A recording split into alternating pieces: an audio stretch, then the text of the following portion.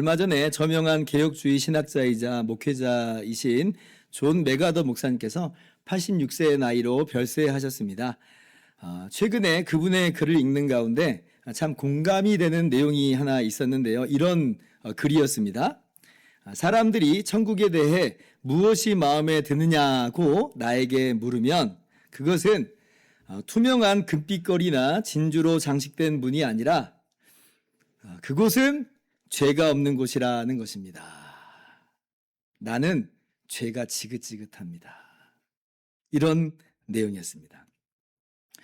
어떤 분들은 평생 가난하게 살았기에 천국에 가난이 없다라고 하는 것에 마음이 끌릴 수 있겠습니다. 어떤 분들은 평생 육신의 연약함 가운데 살았기 때문에 정말 시달리면서 살았기 때문에 천국에는 질병이 없고 육신의 연약함이나 고통이나 아픔이 없다는 것에 정말 마음이 끌리기도 합니다. 또 어떤 분들은 이 땅에서 고독과 외로움에 진저리를 치고 살았기 때문에 천국에는 하나님과 그리고 성도 간의 사랑과 교제가 있고 그리고 미움이나 다툼이나 비교나 경쟁이 없다는 것에 그 마음이 참 평안을 얻기도 합니다. 다 맞는 이야기예요.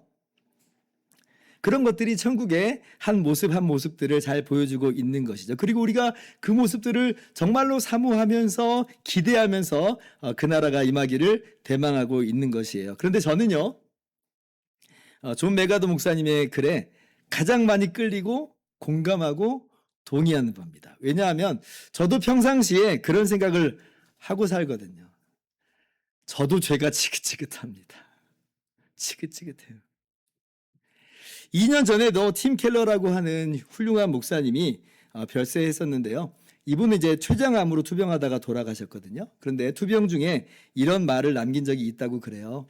나는 암과 싸우는 것이 아니라 내 죄와 싸우고 있습니다. 이게 무슨 암이 죄라고 하는 그런 내용의 뜻은 아니고요. 투병 중에도 정말 암과의 싸움도 힘겨운데 근데 죄와의 싸움이 훨씬 더 치열하고 맹렬하다는 말이에요. 죄와의 싸움은 정말 그야말로 몸부림치는 고통인 것이고 정말 우리로 하여금 기진맥진하게 만드는 문제입니다. 그런데 그러고도 이 죄의 문제에 있어서 나는 해결되었노라 라고 할 수 있는 사람 이 세상 그 누구도 없다는 게 정말 함정이죠. 이러한 우리 인간의 근본적인 맥락 속에서 오늘 예수님께서 중풍병자에게 이렇게 말씀하시죠. 작은 자야 안심하라. 내 죄사함을 받았느니라. 여러분 이 말씀이 그래서 얼마나 감격스러운 말씀인지 몰라요. 자, 2절 말씀이에요. 같이 읽어볼까요? 시작. 침상에 누운 중풍병자를 사람들이 데리고 오거늘 예수께서 그들의 믿음을 보시고 중풍병자에게 이르시되 작은 자야 안심하라. 내 죄사함을 받았느니라. 작은 자야 안심하라. 내 죄사함을 받았느니라. 여러분 이 세상에 누가 죄 문제를 해결할 수 있는 사람이 있어요? 없지요. 이 세상 그 누가 죄에서 나는 참으로 해방되었노라 그런 사람이 있어요? 없어요. 이 중풍병자도 예외는 아닌 것입니다. 정말로 아무런 준비도 아무런 대책도 없이 장차 의로우신 하나님의 심판대 앞에 서야만 하는 그런 운명인 것인데요. 근데 예수님께서 안심하라. 내 죄사함을 받았느니라. 기가 막힌 은혜죠. 기가 막힌 은혜예요. 오늘 저와 여러분도 이 은혜를 누리실 수 있기를 바라고요. 그래서 감사와 감격이 그리고 오직 하나님께만 영광 돌림이 있기를 바랍니다. 그러면 이제 오늘 본문 말씀을 더 자세히 살펴보도록 합시다. 자, 1절부터 보는 거예요. 갈릴리 바다 건너편 가다라 지방을 방문하셨던 예수님께서 이제 가버나움으로 돌아오십니다. 1절 예수께서 배에 오르사 건너가 본 동네에 이르시니 자, 본 동네라고 하는 것은 예수님은 원래 나사렛 출신이시죠. 갈릴리 나사렛 출신이신데 근데 사역의 본거지를 가버나움으로 옮기세요. 그래서 본 동네라고 하시는 거예요. 그리고 여기 예수님께서 기거하시는 집이 있는데 아마도 가족들하고 함께 사는 집일 수도 있고 아니면 제자인 베드로의 집에 그렇게 기거하시는 것일 수도 있습니다. 근데 어떤 것이든지 간에 예수님께서 이제 집에 기거하신 거예요. 돌아오신 거예요. 그러니까 이제 예수님께서 집에 계시다라고 하는 이 소문이 금세 다 퍼지게 됩니다. 그러니까 예수님께서 지금 당시에 센세이션을 일으키고 계시는 상황이었기 때문에 이 소문이 막 건너 막 가는 거죠. 그러니까 막 사람들이 예수님을 뵙겠다고 몰려 들어옵니다. 오늘 마태복음에서는 구체적으로 기록이 안 돼 있지만 똑같은 사건을 기록하고 있는 마가복음 2장을 보면 발 디딜 틈도 없을 정도로 사람이 몰려들었다 그래요. 그럴만해요, 정말. 그런데 그 중에 어떤 사람들이 있었냐면요. 중풍병자를 메고 나온 사람들이 있었습니다. 4사람이 침상에 이 중풍병자를 메고 오는 것이죠. 지금 여러분 중풍병자가 가자고 해가지고 그렇게 오게 된 것인지 아니면 사람들이 중풍병자 보고 가자라고 해서 지금 나온 것인지 잘 모릅니다만은 아마도 뭐 같은 마음이겠죠. 같은 마음으로 왔을 거예요. 근데 이제 문제는 뭐예요? 사람들이 너무 많아요. 발 디딜 틈도 없어요. 그래서 이 상태로는 예수님 앞에 나아갈 수가 없는 거예요. 그래서 어떻게 합니까? 마가복음을 보면 지붕에 올라가죠. 지붕에 올라가서 지붕의 덮개를 뜯어요. 그리고 침상채 이 중풍병자를 달아내립니다. 정말 대단한 열심이죠. 대단한 열심이에요. 중풍병자를 데리고 나온 사람들이 그러한 모습을 취합니다. 이것은요, 중풍병자를 향한 애정이 그만큼 크다는 것이고요. 그리고 예수님이라면 반드시 분명히 고쳐주실 수 있다라고 하는 믿음이 있었기 때문에 그렇게 한 것이에요. 그렇지 않고서야, 아니, 너의 멀쩡한 지붕을 뜯어서 내릴 일은 없잖아요. 그 뒷감당 어떻게 하라고. 그러한 열심으로 지붕을 뜯어서 이 중풍병자를 달아내립니다. 그리고 오늘 예수님께서는 이러한 그들의 믿음을 보셨다 그래요. 자, 2절 말씀 다시 보면요. 침상에 누운 중풍병자를 사람들이 데리고 오거늘 예수께서 그들의 믿음을 보시고. 자, 지금 중풍병자만의 믿음만을 지금 말씀하시지 않고요. 함께 데리고 나온 그 사람들의 믿음도 보셨다는 거예요. 즉 그들 이렇게 말씀하잖아요. 그들. 이건 마치 이제 어떤 모습과도 같냐면 일전에 하인의 중풍병을 치료해달라고 예수님께 찾아온 백부장의 믿음을 보신 것처럼 지금 이 상황 속에서도 예수님께서는 함께 데리고 나온 그 사람들의 믿음을 귀하게 보셨다는 말씀이에요. 여러분, 물론 우리가 다른 사람을 대신해서 믿어줄 수는 없는 것입니다. 오직 각 사람은 자기의 믿음으로만 구원자이신 예수님께 나아가는 것인데요. 그렇게 해서 죄 용서받고 구원을 받는 거죠. 그런데 그렇게 그들을 인도하는 다른 사람들의 수고와 열심, 그 땀방울 주님께서 아신다는 거죠. 모르지 않는다. 그런 측면에서 오늘 성경에 기록하시기를 굳이 그들의 믿음을 보시고 라고 말씀하신 것이에요. 여기서 우리가 정말 우리 삶 속에서 적용할 이제 귀한 진리 한 가지를, 교훈 한 가지를 발견하게 되는 거죠. 사랑하는 사람을 주님께 인도하고자 하는 열심을 우리도 많이 가지고 있습니다. 그죠? 그 사랑하는 사람을 인도하고자 하는 그 열심과 그 눈물, 그 믿음의 수고, 우리 주님께서 아신다는 거예요.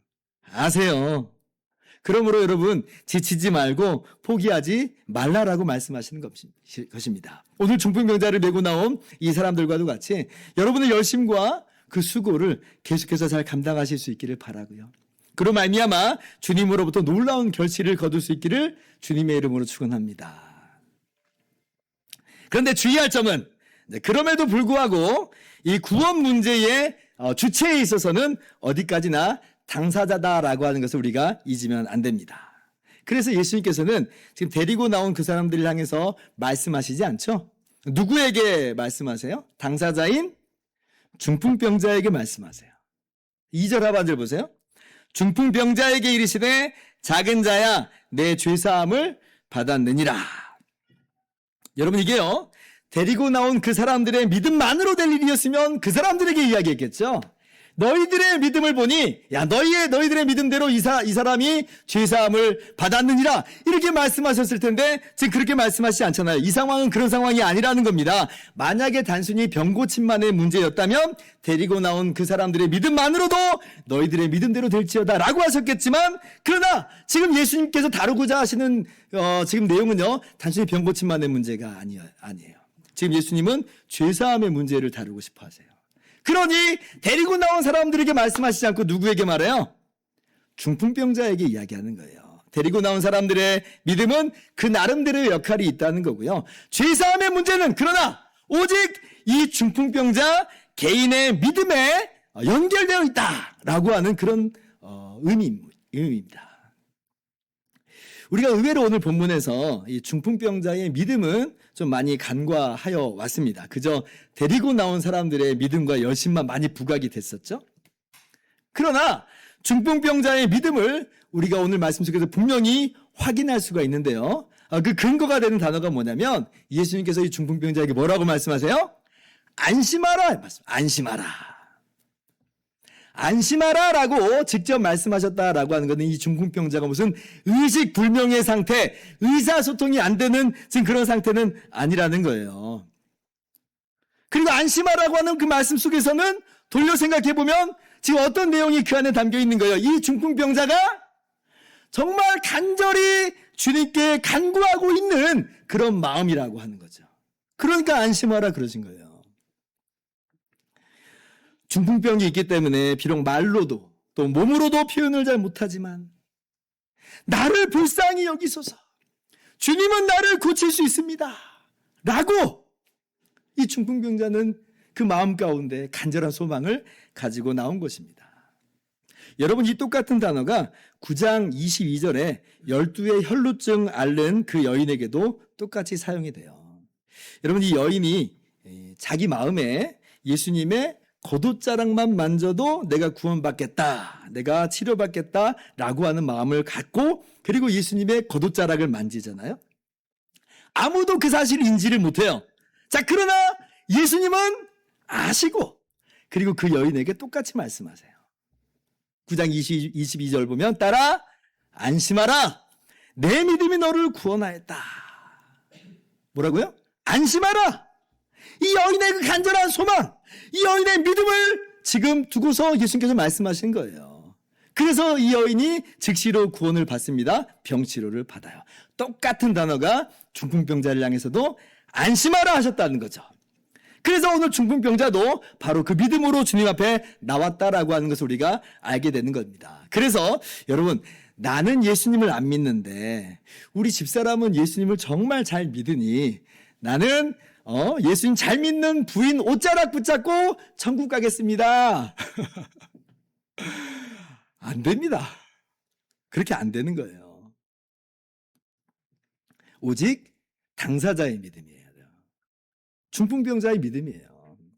그래서 우리가 오늘 말씀 보면서 구원받는 문제는 죄사함 받는 문제는 내가 믿어야 되는 거구나 깨닫고 혹시나 여러분 가운데 아직도 예수님 믿지 않는 분들이 있다면 정말로 예수님을 인격적으로 나의 주인과 나의 구원자로 그렇게 믿으심으로 말미암아 죄 용서받고 구원받으시기를 바랍니다. 자, 그런데 오늘 말씀의 가장 의아한 점이면서 그렇기 때문에 오늘 말씀의 핵심인 것은 바로 이것이에요. 그런데 이제 예수님께서는 왜 이 중풍병자를 향해서 다른 말도 아니고 내 죄사함을 받았느니라 라고 말씀하셨느냐라고 하는 거예요. 여기서 우리가 예상할 수 있는 그런 이 대답은 무엇이었어요? 이 중풍병자에게 어떻게 보면 가장 지금 요긴하고 필요한 건 뭐예요? 우리가 볼 땐 병치료 같아 보이잖아요. 그래서 네 자리를 들고 일어나라 이래야 될 것 같은데 그런데 예수님께서는 뭐라고 말씀하시냐면 작은 자야 안심하라 내 죄사함을 받았느니라. 어떻게 보면 뚱따지 같은 말씀을 하세요. 여러분 이 사람이 그동안 얼마나 불편하게 살아왔는데요. 얼마나 생활이 불편했겠습니까? 삶의 질이라고 하는 게 정말 최악이었겠잖아요. 남의 도움이 없으면 살아갈 수가 없어요. 살아가는 인생에 맛이 없어요. 이렇게 사느니 내 인생에 무슨 가치가 있는가 무슨 의미가 있는가 그렇게 한숨만 나오는 그런 시간들이었어요. 그래서 우리가 오늘 말씀 보면서 이 중풍병자를 고쳐주시겠거니 라고 기대하는데 딴 사람들도 다 그렇게 기대하고 보고 있는데 제자들마저도 그렇게 기대하고 보고 있었을 텐데 그런데 예수님께서는 그렇게 말씀하시지 않고 내 죄사함을 받았느니라. 주님이 능력이 없으신 게 아니죠. 지난주에 우리가 마태복음 8장에서 살펴봤듯이 주님이 얼마나 크신 능력이 있으세요. 바람과 바다를 명하시니까 즉시로 바람과 바다가 잠잠해집니다. 우리가 어떻게 할 수 없는 그 악의 세력, 귀신들도 예수님을 내쫓으시니까 그냥 나가버려요. 온 우주 만물이 보이지 않는 영적 세계조차도 예수님의 권세 앞에 무릎 꿇고 순종하는 것을 우리가 본단 말이에요. 그럼 주님께서 바로 그렇게 말씀하실 수 있을 텐데 왜 조금은 뚱딴지같이 보이는, 뜬금없게 보이는 내 죄사함을 받았느니라 이렇게 말씀하시는가? 왜 그러셨을까? 이렇게 의아한 대목이 핵심인 거예요. 이 사건의 핵심이 뭐냐? 바로 여기에요. 왜 그러셨을까? 여기에는요, 오늘 예수님께서 우리에게 분명히 깨닫게 하시고자 하는 그 의도가 있어요. 그게 뭐냐? 여러분, 예수님의 그 크신 능력과 권세로 행하시는 일이라고 하는 게 과연 무엇인가? 라고 하는 거죠. 정말로 예수님의 크신 능력과 권세로 정말 예수님께서 이루시는 일은 무엇인가? 라고 할 때 그것은 바로 죄사하시는 일이라는 거예요. 죄사하시는 일이야말로 우리 주님의 가장 크신 능력과 큰 권세를 나타내 보여주시는 것이다 라고 하는 거예요. 이러한 것을 깨닫고 이것을 우리 삶 가운데 적용하라 라고 하는 것이 오늘 우리에게 주시는 두 번째 교훈입니다. 여러분, 예수님께서 우리에게 나타내 보여주신 우리 주님의 그 능력, 그 주님의 권세의 최고봉이 뭔가요? 그거는요, 죄사하시는 능력과 권세입니다. 지금 주님께서 내 죄가 사해졌느니라 한다고 해서 무슨 바람 하나 살랑 불지 않았습니다. 그죠? 바람 하나 일렁이는 거 없어요. 지금 어마어마한 도드라진 변화 감지되는 것도 없습니다. 어떠한 짜릿한 그러한 경험이나 드라마틱한 체험도 엿보이지 않아요. 그래서 우리가 볼 때는 이게 뭐야 싶어요. 이거 별거 아닌 것 같아 보여요. 예수님, 나는 이거 말고 딴 거요. 그런 마음이 불쑥 올라온단 말이죠. 그러나 여러분, 이 죄사하는 일만큼 정말 크고도 놀라운 일이 없습니다. 돌려 말한다면 여러분, 이 일은요, 이 세상에 어떤 권세자들이나 어떤 능력이나 그 어떤 영웅 호걸도 못했던 일이에요. 누가 이 죄 문제를 해결할 수 있는가? 해결은커녕 그 자신마저도 죄의 수렁에서 전혀 헤어나오질 못했습니다. 그들이 해결 못했다고 하는 명확한 증거가 뭐예요? 모두 다 예외 없이 다 죽음으로 끝났다는 거예요. 성경 로마서 6장 23절을 보면 죄의 삭은 사망이다 라고 말씀하시는데, 보세요. 예외 없이 다 모든 인생이 사망으로 끝나버렸습니다. 그 말은 뭐냐면 예외 없이 죄의 권세에 굴복했다는 거예요. 죄 문제를 해결을 못했다는 거예요. 이 죄사하는 능력은 우리가 볼 땐 별거 아닌 것처럼 보이지만 사실은 우리 모두가 여기에 매여 있고 죄와 사망의 노예가 되어 있는 상태예요. 인류의 가장 본질적인 문제고 가장 큰 문제인 것이죠. 그런데 오늘 예수님께서 바로 그 일을 하시는 거예요. 주님의 크신 능력과 권세의 정점과 핵심은 뭐냐? 바로 이 죄사하는 것이다. 그래서 예수님께서는 중풍병자에게 죄사함을 선포하시면서 당신께서 바로 이렇게 죄사하시는 분임을, 죄사하는 능력과 권세가 있는 분임을 분명히 말씀하여 주시는 것이고, 그리고 정말 중풍병자를 고쳐주시는 것으로 그것을 증명하여 보여주신 거예요. 5절 말씀 이해를 봅시다. 내 죄사함을 받았느니라는 말과 일어나 걸어가라는 말 중에 어느 것이 쉽겠느냐? 6절 같이요.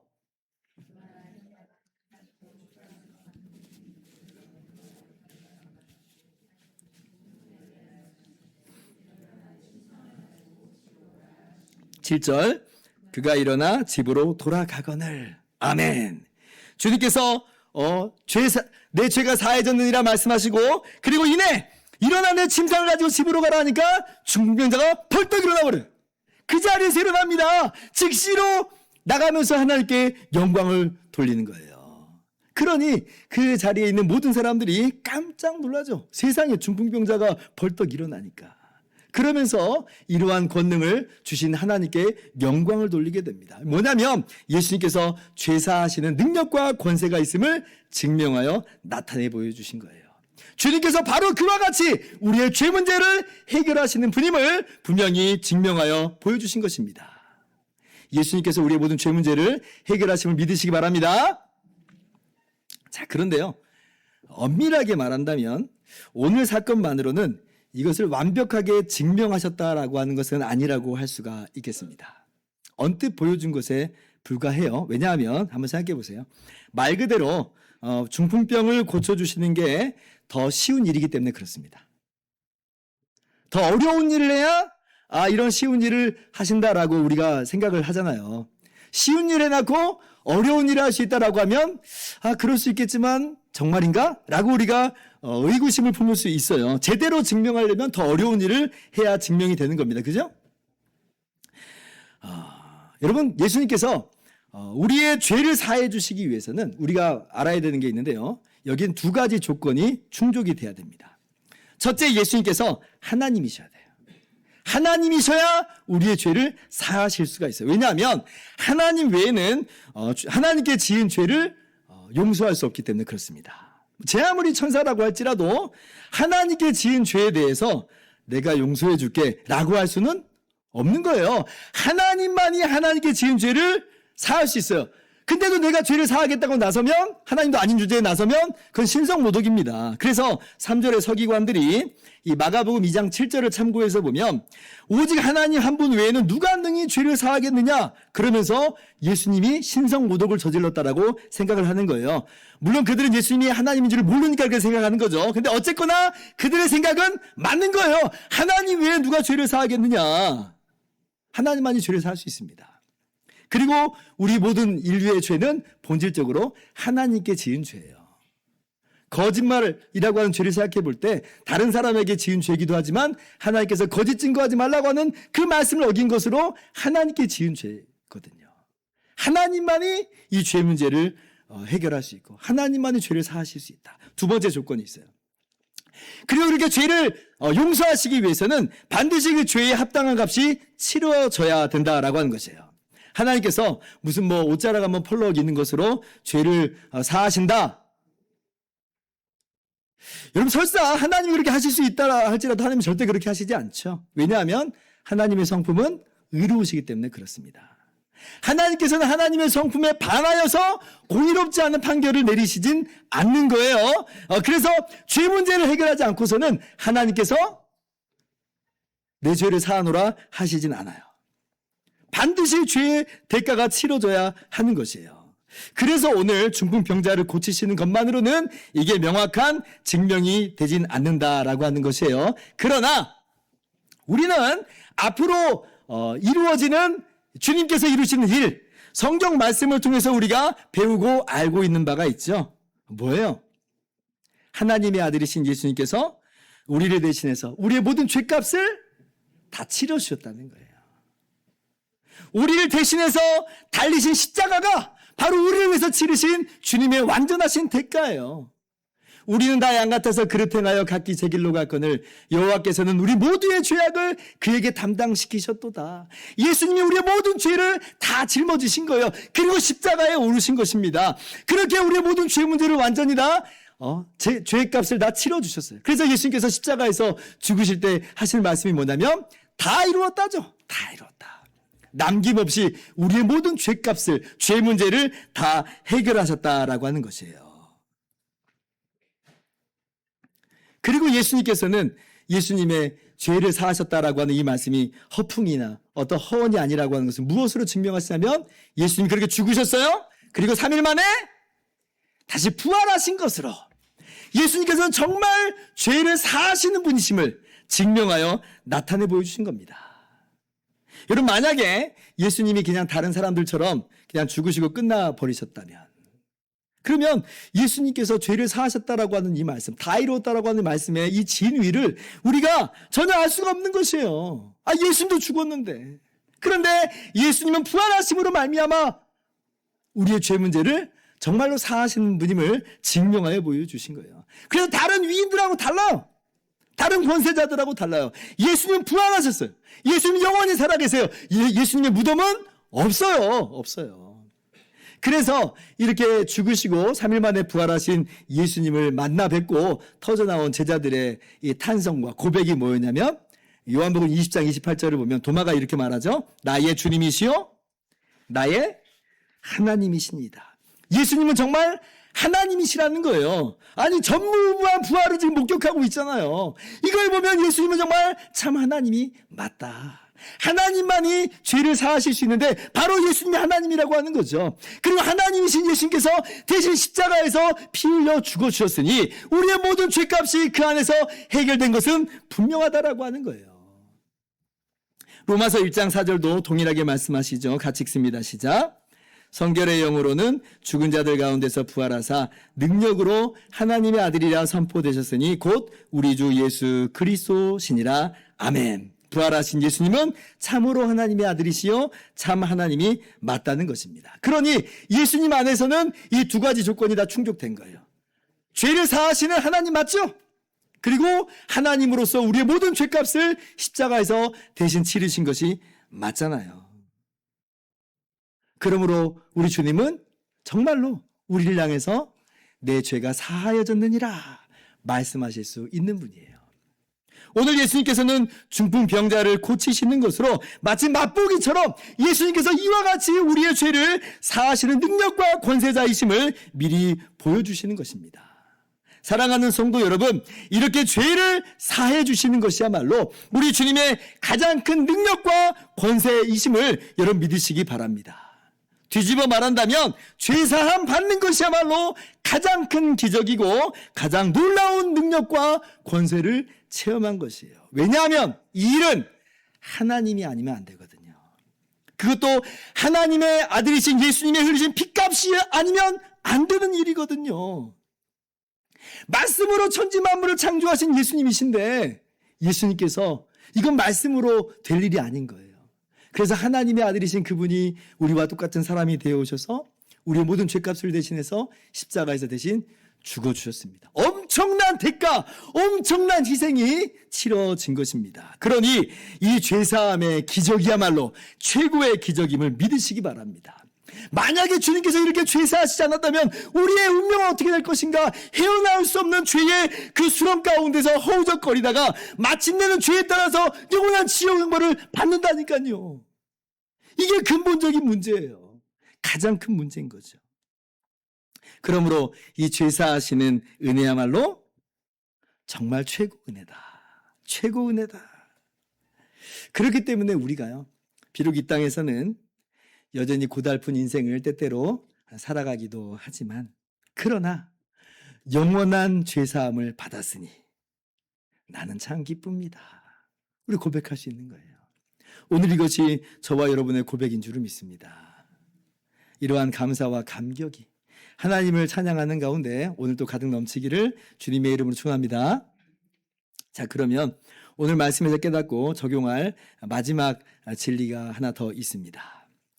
여러분, 그러면 이 죄사함의 은혜는 과연 누구에게까지, 어떤 사람에게까지 그렇게 미쳐지는 것인가? 어떤 사람까지 누릴 수 있는 것인가?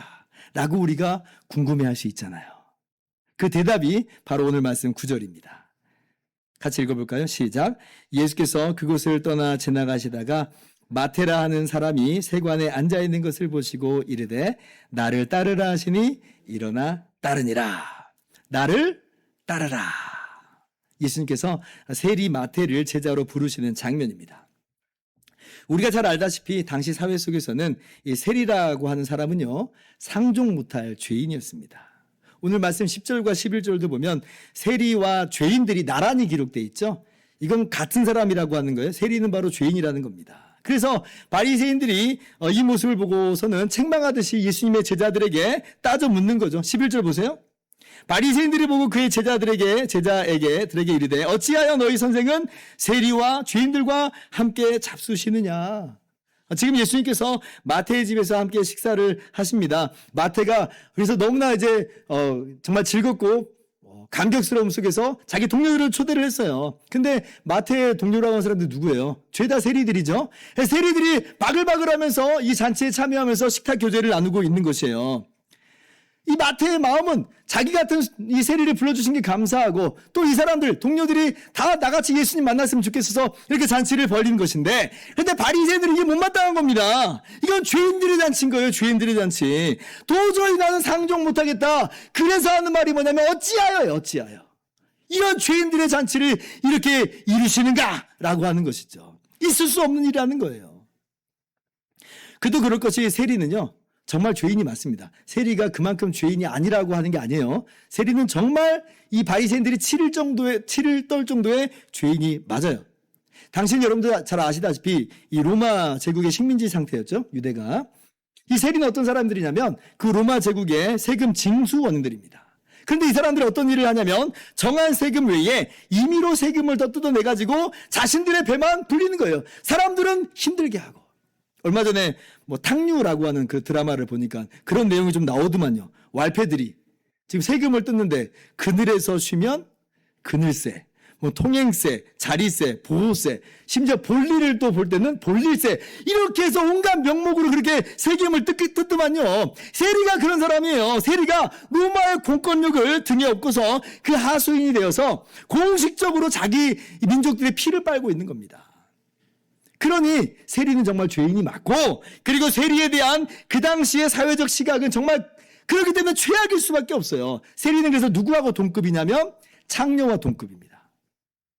우리가 창녀 그러면 이런 생각이 좀 들잖아요. 근데 세리가 그런 거예요. 세리가 가장 밑바닥 죄인이에요. 구제불능의 죄인입니다. 이 사람들은 망해도 싸다 하는 사람들이에요. 사람 취급도 안 했어요. 그런데 예수님께서 뭐라고 그러셨다고요? 마태복음 나를 따르라. 나를 따르라. 세리와 창녀도 능히 구원받을 수 있다. 죄 용서함 받을 수 있다. 나를 따르라. 아니 심지어 죄 용서함을 넘어서서 예수님께 쓰임받는 사람이 될 수 있다라고 하시는 것이 예수님께서 나를 따르라 라고 하시는 말씀이에요. 여러분, 예수님께서 이렇게 죄 사하시는 권능이 얼마나 크고도 넓은지, 얼마나 기가 막힌 은혜인지 몰라요. 어쩌면 스스로 포기해버린 죄악된 인생인 것인데, 그런데 주님께서는 포기하시지 않고요. 주님은 능히 죄 용서하세요. 그리고 내가 바로 이를 위해서 왔다. 무슨 다른 사람 구원하다가 어떻게 껴들어간 깍두기처럼 너를 구원한다, 이 말씀이 아니라 내가 이 일을 위해서 왔다, 이 죄인을 구원하시기 위해서 왔다라고 말씀하세요. 이것이 주님이 오신 목적이라고 하는 거죠. 12절 예수께서 들으시고 이르시되 건강한 자에게는 의사가 쓸데없고 병든 자에게라 쓸데 있느니라. 13절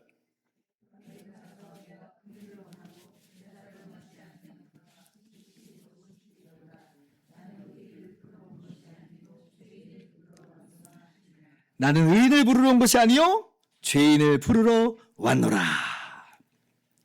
나는 자칭 의인을 부르러 온 것이 아니다. 그 사람들은 자신이 죄인인 줄 모르고 그래서 예수님께 나오지도 않고 그래서 죄 용서 받지도 못할 것이다. 그러나 스스로 죄인인 줄 아는 사람, 주여 이 죄인을 불쌍히 여기소서 하는 마음으로 주님께 나온 사람, 그가 어떤 사람이든지 간에, 그가 누구든지 간에 죄사함을 받는다. 이 말씀이에요. 나는 죄인을 부르러 왔노라.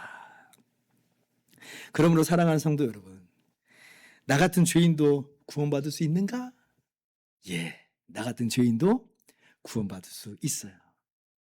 너무 늦었어? 이젠 늦었어? 난 틀렸어? 여러분, 그런 것은 없어요.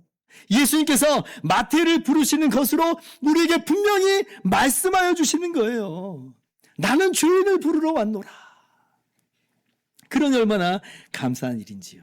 그러므로 죄악 가운데 있다 할지라도 우리가 주저앉을 것이 아니고요. 은혜의 주님께 부르시는 주님 앞에 나아가시기를 바랍니다. 이제 말씀을 마칩니다.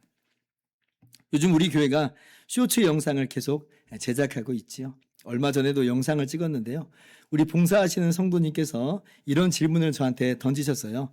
다양하게 한번 영상을 찍어보자는 것인데 그 질문 중에 하나가 바로 이거였습니다. 목사님은 언제가 제일 행복하셨어요? 아마 이제 기대하는 대답은 이제 특별한 어떤 에피소드를 좀 이야기해 주기를 바라는 그런 마음이었던 것 같아요. 뭐 예를 들면 결혼할 때, 아이가 태어났을 때, 뭐 가족이 함께 단풍을 보면서 함께 감상을 했을 때, 뭐 노을을 보면서 하나님께서 그 은혜를 만끽하게 하셨어요. 뭐 다양하게 그 대답을 기대했을 텐데요. 저는 그 질문 딱 듣고 아무 생각이 안 나요. 아무 생각이. 오직 딱 하나. 나 같은 죄인 구원해 주신 게 너무 행복합니다. 그거 말고요, 목사님. 저는 제가 이게 제일 행복해요. 물론 다른 것도 행복한 게 있죠. 주께서 누리게 하신 것들이 있어요. 다 감사할 제목들인데. 근데 이 죄사하신 이 은혜하고는 견줄 수가 없어요. 저는 이게 정말 너무 행복하고 너무 감사해요. 왜냐하면 저도 죄가 지긋지긋하거든요. 근데 이 죄인을 구원해 주시니 얼마나 감사한 건지 다른 어떤 행복과도 비교할 수 없어서, 그래서 고작 하는 대답이 나 같은 죄인 구원해 주셔서 나는 그게 제일 행복합니다. 하나님의 아들이신 우리 구주 예수님께서 이 땅에 오시고 대신 십자가를 지셨습니다. 우리의 모든 죄값을 다 치르시고, 그리고 우리에게 말씀하세요. 작은 자야 안심하라, 내 죄사함을 받았느니라. 오늘 이러한 주님의 음성을 들으시고 우리가 받은 구원의 은혜 다시 한번 기억하고 감사하면서 모든 영광을 하나님께 올려드리시기를 바랍니다.